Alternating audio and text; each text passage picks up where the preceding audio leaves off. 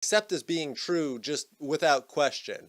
I mean, essentially, we have to weed out the a priori presuppositions that we just accept, and we have to figure out why we accept them.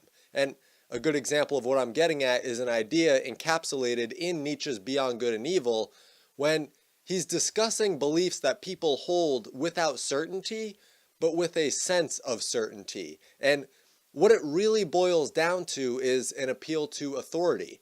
It's like when someone says, well, you don't accept that climate change is catastrophic, so clearly you just don't know anything because you're disagreeing with the vast majority of scientists. And that's where you have to take a pause. Granted, the 97% number has been debunked numerous times, but you have to pause there, because someone who would say that already has it set in their head that science is valid based on consensus. And if you believe the scientists, then you're right, because clearly scientists must be right. And that's an appeal to authority. Rather than examining the data, considering all of the factors and seeing the complexities present in a discussion about something like climate, people want to just be lazy and just read a news headline and hear a late night host make some political statement that supports their emotional beliefs, and then they want to solidify their view of the world without a critical examination. The problem is, when you do that, you're betting on scientists being right. You're making them into a deity. Everything they say is just the gospel truth, and anyone who doesn't believe it is an idiot. And that's the wrong way to examine the world. Sure, people need to reduce the complexity of the world so that we aren't just inundated with the ultimate complexities of life every single second of every day. But you also have to be conscious of that. I mean, the oldest part of the human psyche, which is unconscious, is the ability to create patterns based on sensory input, and then formulate those patterns, and then run other sensory input through the patterns that you've created. This means that it's natural in humans to want to simplify the world to what we feel is a suitable level, which is perfectly acceptable. But like I said, be aware that that's what you're doing. Don't feel passionately about an issue that you've simply taken someone else's word on. And I specifically bring this issue up with scientists for two reasons. One is that Nietzsche warns against implementing science into societal policy, because what constitutes science can be manipulated by whoever's in power. Stalin used science to his advantage, so did Hitler. It can be wielded for terrible evil. And logic and truth are in the same camp. I mean, just think of the Orwellian Ministry of Truth. That was a reality in Soviet Russia. It was a reality in Hitler's Germany. It was real in Mao's China, Pol Pot's Cambodia. The list goes on. Every authoritarian regime must have a monopoly on science, truth, and logic. The reason is that people are different. They have individual thoughts, individual actions, individual interpretations of the world, and all of them must be at least considered in a society. That's how the structure of America was set up. But with people who differ in opinions and passions and experiences and interests, there will be faction. People will split into dissenting groups. The problem is that faction rises out of the freedom to think independently. And so you can't do away with liberty. And I have the Federalist Papers here, and I'd actually like to quote James Madison from the Federalist Papers. He says, "It could never be more truly said than of the first remedy that it was worse than the disease," because remember, the first remedy to quelling faction is to do away with the liberty that gives birth to faction. So he says, "It could never be more truly said than of the first remedy that it was worse than the disease. Liberty is to faction what air is to fire, an ailment without which it instantly expires. But it could not be a less folly to abolish liberty, which is essential to political life, because it nourishes faction, than it would be to wish the annihilation of air, which is essential to animal life, because it imparts to fire its destructive agency." Essentially saying that doing away with liberty to quell faction is like throwing the baby out with the bathwater. And he hit the nail on the head with that. And he goes on to say that in the same section, that imparting the same opinions, passions, and interests is as impractical as removing the liberty that gives birth to faction is unwise. And the way that you quell faction is exactly what authoritarians do. You either abolish the liberty that gave rise to the factions, or you assure that every single person has the same opinions, the same passions, and the same interests. I mean, really, I shouldn't even say or. Authoritarians do both. They get rid of the liberty and they make sure that all of the people are clones of each other. If they don't, I mean, the nail that sticks out gets hammered. And that's really how authoritarian governments keep dissent from rising. So, you see, people in our society accept science as a deity. The truth is a deity. Logic is a deity. And when I use these words, when I use them, I mean them in very specific ways. Science is nothing more than the study of nature and its structure and how it behaves. This means it's not a deity. There's plenty of room for debate under the umbrella of science. And truth is something that I think about in the Nietzschean sense, where truth serves life. And I won't go super deep into this now just because it would end up being an explanation longer than the entire video has been up to this point. But basically, truth serves life, meaning that absolute truth serves life absolutely and on an infinite timescale, because if it stopped serving life after 1,000,000 years, it didn't serve life absolutely. And that's one to go on, a bit deeper in another video at some point. But now, logic is complex because logic should be the process of reaching a conclusion based on the interplay of fundamental elements involved. The problem is that logic has become less of a trek down to the fundamentals and more of the solidification of the echo chamber that someone's built around them. I mean, I talk quite often about the media weaving a web of lies for people that's complete, where there's an ideological answer to everything. And that's the echo chamber that I'm talking about. I mean, I say echo chamber, but really it's just a representation of the complete sphere of reality that someone sees and how they see everything connecting to everything else. So instead of trekking down to the fundamentals, as we should be, people give undue authority to an entity and then they use what that entity says to fill in a gap with more superficial knowledge than is required to actually fill in that gap. And that's where we're at today. I mean, like I said, it's human nature to simplify the world down. And I watch other people talk about politics, okay, and talk about topics that interest me. And there's some people where I take what they say as being truthful. And that's okay, so long as you keep in mind that you're putting your faith in an entity to provide you with a view of reality rather than finding it yourself. And I mean, the obvious argument here is that you'd spend forever trying to factually verify everything in the world. So that's why people watch my channel. That's why you're watching my channel. It's why people watch other people who discuss big issues and topics that interest them. It's because you find them truthful. And once they break that trust, there's a reason it's so hard to get it back. But you always have to remember not to martyr yourself for the truth. This is why you have to be open to debate. Not everyone knows everything, and even the things that we think we know for sure are usually built on some deity that we haven't considered. So people need to be open to debate. We need to be open to talking. And the point of this video really is to show you exactly what can happen when people martyr themselves for the truth, because that's how we get the anti-human movement. And what exactly do I mean by anti-human movement? Well, I'm talking about the radical environmentalists that believe that humans are a plague on the world. And it would be far better off if we were all just dead, or at least had our population massively reduced and we resorted to living like they did in the 1800s. And, that means you have 8 kids and then you lose 3 to disease and 1 to a medical emergency and 1 dies in childbirth. I don't know.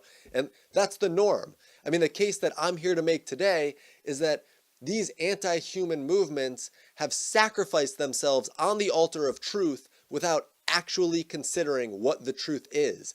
They've raised certain scientists, only certain scientists, to the level of a deity.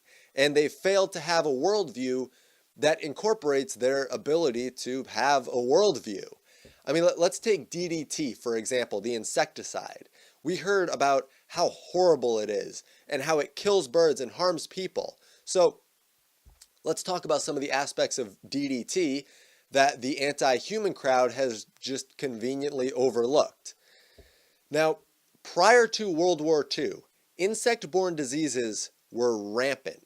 Malaria was a problem worldwide. There were 2 million people every single year dying from malaria in the US. There were millions more in Europe, specifically Southern Europe, and tens of millions in Africa. And then, after World War II, it was used in civil societies, and it was used to combat malaria in the US, Southern Europe, Asia, and this didn't make the population control groups happy. I mean, I'm talking about the Club of Rome, the Trilateral Commission, the Council on Foreign Relations.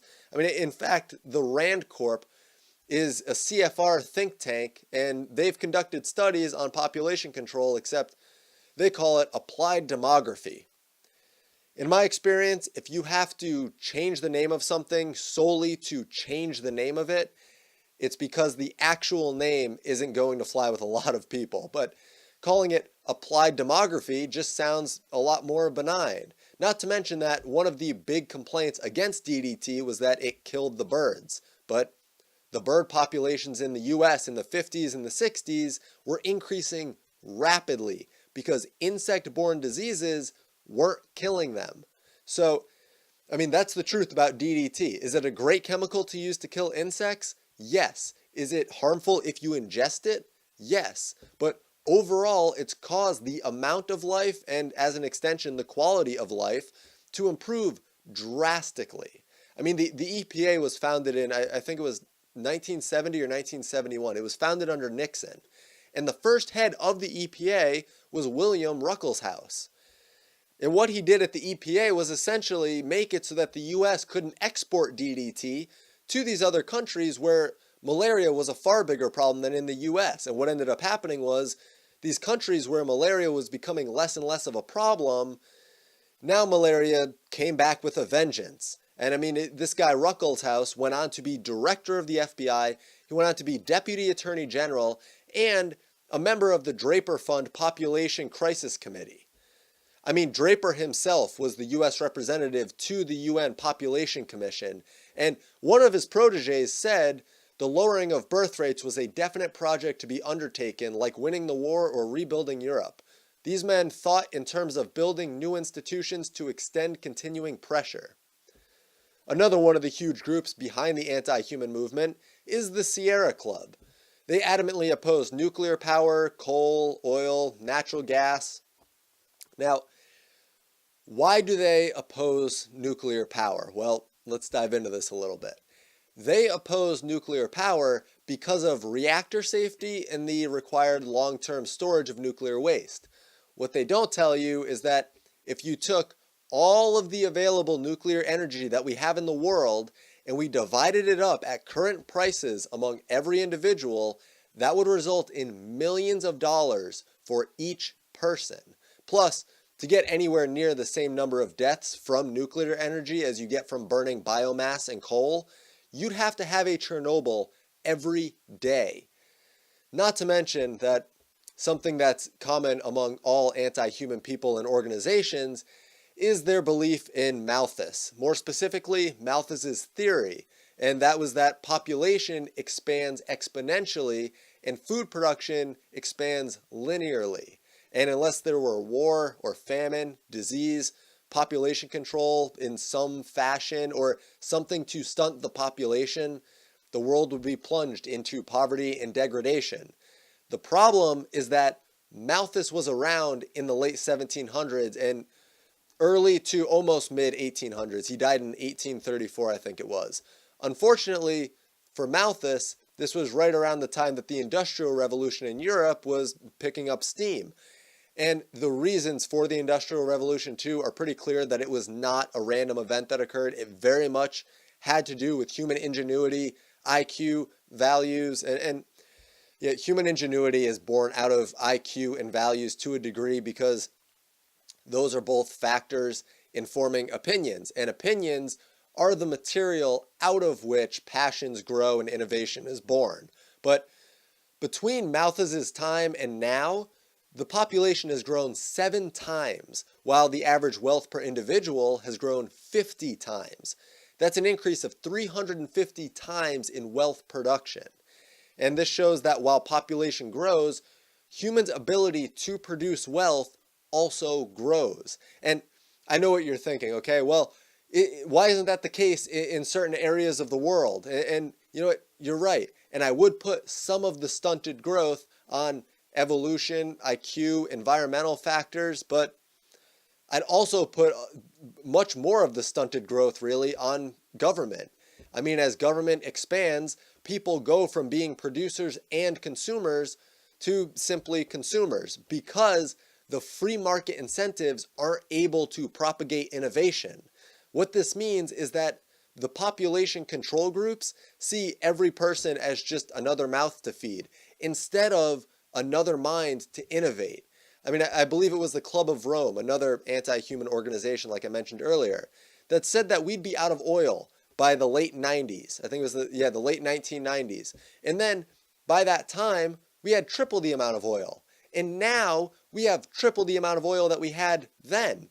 So these organizations are wrong because they don't count on human ingenuity. And a common argument to branch off of this is that there's a limited amount of resources. But what is a resource?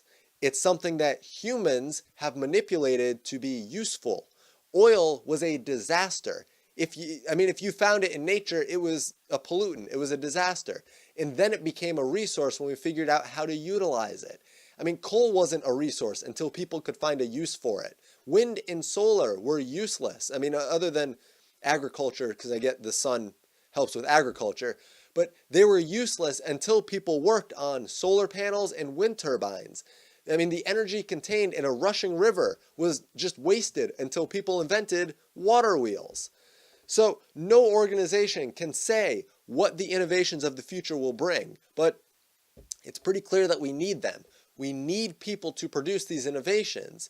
The issues come when government power expands to the point of just suffocating innovation. And that happens by removing back pressure on the market. I mean, it's an enormous blind spot to these anti-humanists to not see people can learn and innovate and respond to markets and pave the way for a better future. Also, the world seems to have risen about 0.6 of a centigrade in the past 70 years or so, 60, 70 years. But if you look at the 1000s, the 1100s, the temperature was significantly higher than it is now. And we know this because of areas where agriculture was possible. A good example are the vineyards in northern England and Scotland, and they were growing wheat in Iceland. But then you have Charles Dickens talking about snows in London in the 1800s. I mean, agriculture was booming and life was flourishing when the world was warmer. The cold periods are when food production plummets and human life diminishes, and by an extension of that, the quality of human life diminishes, and things become substantially worse. Right now, we have more plants and more animals than we did decades ago. We have more trees. So if the world is getting warmer, good. I mean, yes, in 1,000 years, that might be bad if it keeps increasing, but there's no remotely reliable indication that's going to happen. And another point to make on all of this is that if environmentalists fall in line with Malthus's thinking, that means that war is justified because resources are limited. So every time that another country uses their resources, those are your resources that your country will eventually need. I mean, I remember when people were claiming that climate change would lead to mass terrorism because of shrinking resources. That means that these people are either against war and okay with the collapse of their nation, or they're in favor of a resource war. Luckily, neither of those scenarios have to play out, but we also have to dispel with this lie that resources are a zero-sum game. They can be created through human innovation. And on top of this, fossil fuels are part of nature. There's carbon trapped in them that's been part of the Earth's cycle before. Robert Zubrin, he has a fantastic video on this that I'll link below, where he compares the Earth to an economy. And he says if people are holding onto their money instead of investing it, the economy reaches a point of stagnation with very little growth, and that's terrible for an economy. The purpose of investing money is to sprout growth off of it and multiply the wealth. It's the same idea with the environment. With more CO2, there's more plants and more trees, meaning more food. By keeping the carbon trapped in the fossil fuels, that carbon isn't helping plants grow, meaning that there's less life flourishing. Basically, you want to try to keep things flowing at a rate that maximizes growth, because the sun doesn't stop shining other than at night, of course. But so if there's more CO2 and there's more plants, then more of the sunlight becomes useful in the process of life. Now, one last point that I want to make on this is that Karl Marx and Engels were both opposed to Malthus's theory. They were against population control. But do you know why they were against that? It's because they thought that human flourishing was equivalent to the proletariat flourishing, meaning there's more people to overthrow the bourgeoisie. The entire population control ploy was seen as a means for the bourgeoisie to suppress the proletariat more. This doesn't mean that they favored human rights or anything that actually helps human innovation flourish. Marx and Engels had a similar idea it's similar to trying to cure cancer by filling the whole body with cancer, and then, they just expect you to be cancer-free at the end. And the response to that would be, well, I was trying to get a cancer-free body, it wasn't true communism.